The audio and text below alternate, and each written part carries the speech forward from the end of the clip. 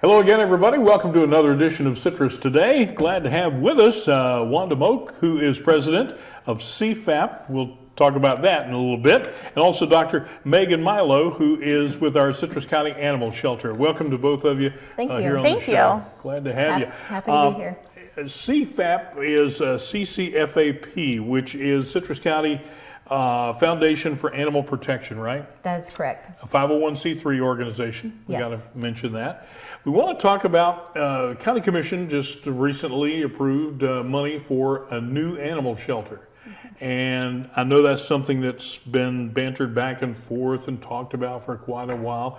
And kind of update us with where we are right now on that. We're so pleased that the county commissioners approved a new animal shelter. It's so needed in our county, and just this week they sent it out for RFQ, which is request for quotes. So we're making great progress, and you know it's a slow progress, a slow process.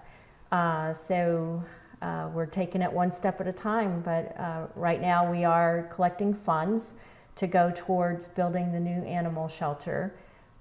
For items that are above and beyond what the county is able to do.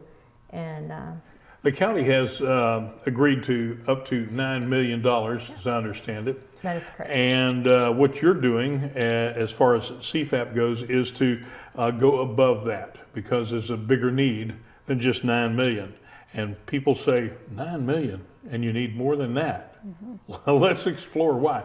Dr. Mielo, I know that you know a great deal about what we currently have Yes. and what is needed. Yes. Unfortunately, I can't speak to why building is so expensive, but I can say that an animal shelter, a lot of people don't realize that it's a truly specialized facility. It's not just a square building filled with kennels to put animals in. It's more of, if you want to think of it more as a hospital. We have to, one of the most expensive parts of an animal shelter is the supplies used to build it. So, you know, dogs are really hard on surfaces. So if we want the kennel flooring and all of that to hold up for years to make this investment worth it, we have to use top quality materials. And then a huge expense is the HVAC system, so the airflow through the facility. And the point of that is to really decrease the spread of disease. You know, we're getting pets from all different walks of life into the shelter. Most of them are strays. We don't know their medical histories, so a lot of them may be harboring infectious diseases that they can spread to one another. So we, in our current facility, don't have a good way to isolate animals and make sure that they're not sharing their germs. So one of the huge things that we're looking for in a new facility is making it much better in terms of individualized housing for the animals, so that we're decreasing the spread of disease. So those kind of things make it a lot more expensive to build than just building a big facility filled with kennels to put animals in. And then on top of that, we have the clinic space within the shelter as well. So a lot of people might not know how much medical goes on at the shelter. And like I said, we get pets from all different walks of life. We deal with strays, we deal with cruelty cases. We have a lot of sick and injured animals that come in. So having a true clinic that's a hospital that's capable of handling all of those animals is a huge deal and a huge expense that we think is worth it for our community. Well, now most folks think dogs and cats, but actually you've had livestock that has been either turned in or brought in. Yep. Even huge turtles, Yep. gophers, if I call them, that have come in. But there's a lot to this whole process, like you mentioned, and that's where we come up with the $9 million figure that the county has agreed to put up a new shelter. But we need to take it further than that, right? Exactly. And that's where, again, you're doing some fundraising activities, and that will be channeled through a 501c3 so that folks get that deduction on their taxes and so forth. They can also donate directly to the county commission fund for the new shelter, either by going to the county commission direct, or Citrus County Chronicle is also set up as one that will receive that money. But if they want to find out more about the foundation and how they can donate, how do they do that? I would direct people to go to our website, which is ccfap.net. And there's a page there that has more information about this project. Okay, and you're trying to do an additional 2 million? Ideally, yes. Ideally, yeah. Yes.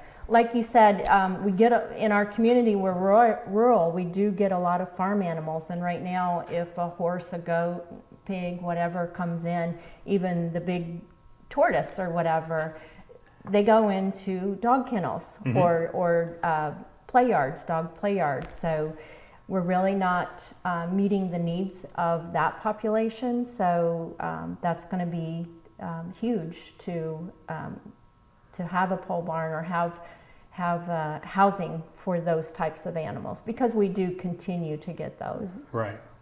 Now, the current facility, one of the problems that existed, and why we're talking about a new animal shelter, is the old shelter. I don't know how long it's been there, but I think it's around 50 years. about 50 years. So you can imagine if you Yes. had a 50-year-old shelter, it's no longer adequate. Right. You've got to have something new.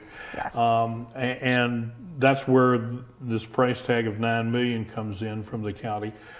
Any kind of an idea on when that will start to become a reality?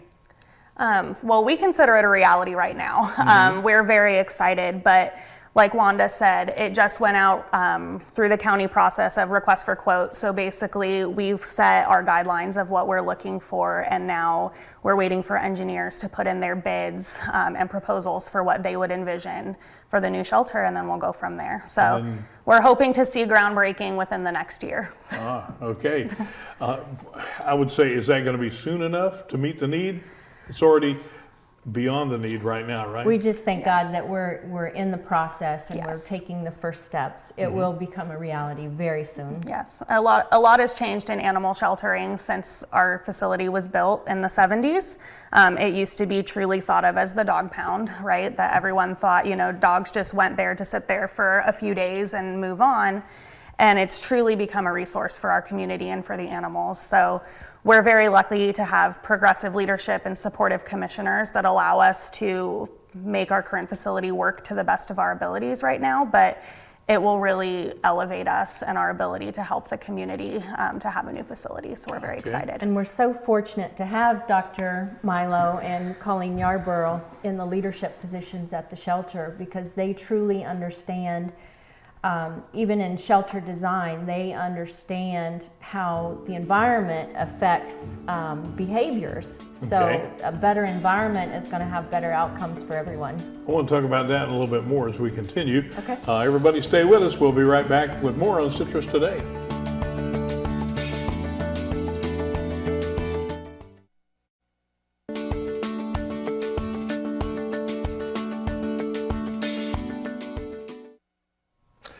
Once again, Dr. Mielo with our Citrus County Animal Shelter, and also Wanda Moak, who is president with CFAP, with us today. That's the Citrus County Foundation for Animal Protection.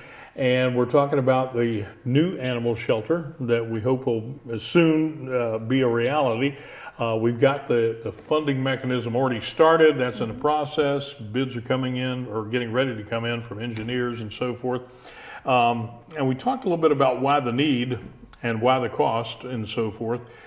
You mentioned behavior issues of animals, that it's important to have the right environment. Exactly. Let's talk a little bit about that.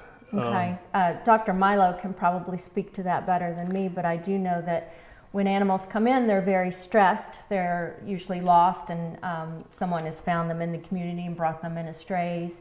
And it's a high stress time for them. So if you put them in an environment that increases that stress, then that's detrimental to them overall. But I'll let Dr. Mielo expand upon that. Yeah, Wanda's exactly right. So shelters are an inherently stressful environment, no matter how great they are.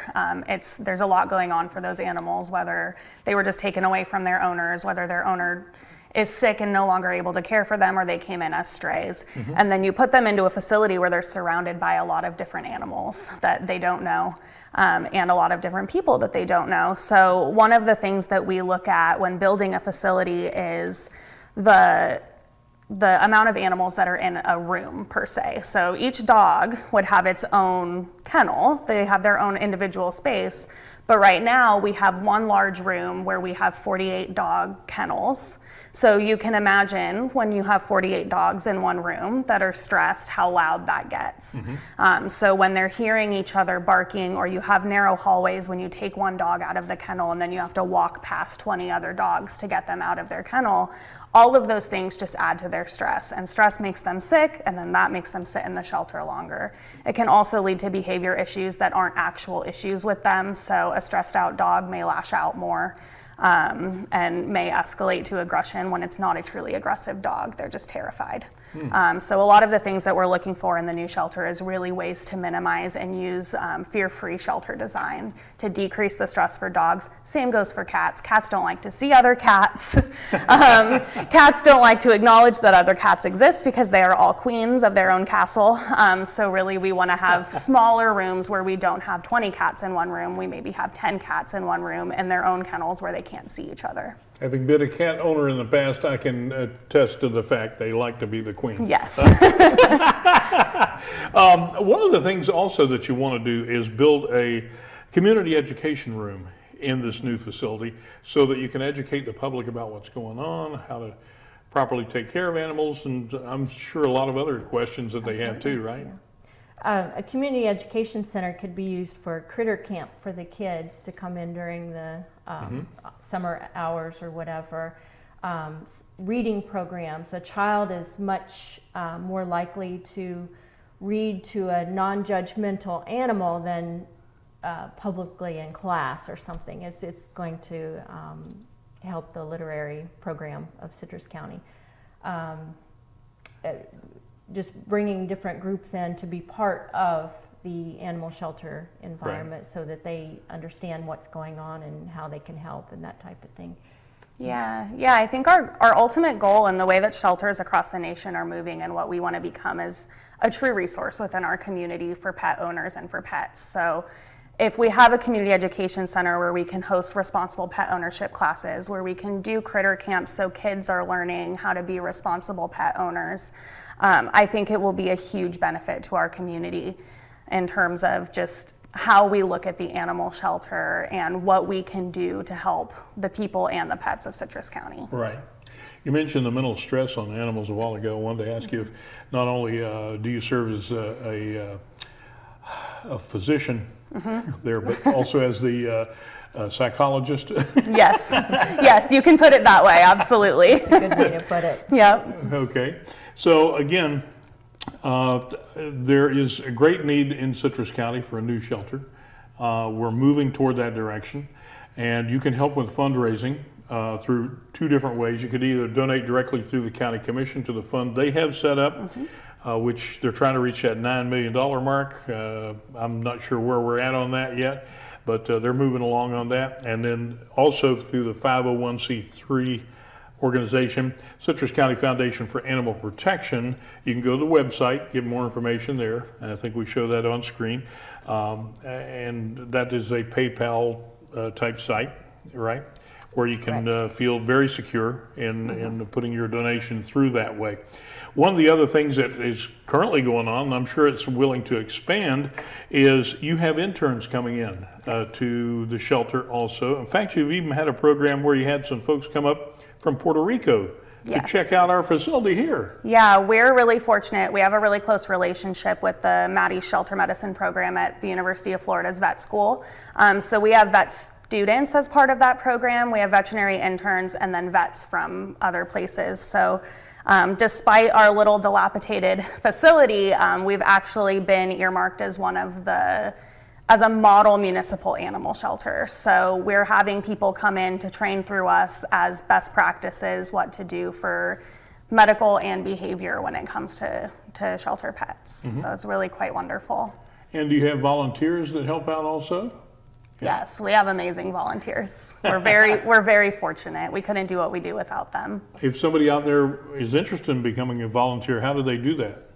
They would go to the Citrus BOCC website, and under the employment section in the HR area, they would find an application for volunteer, and that would be the first step.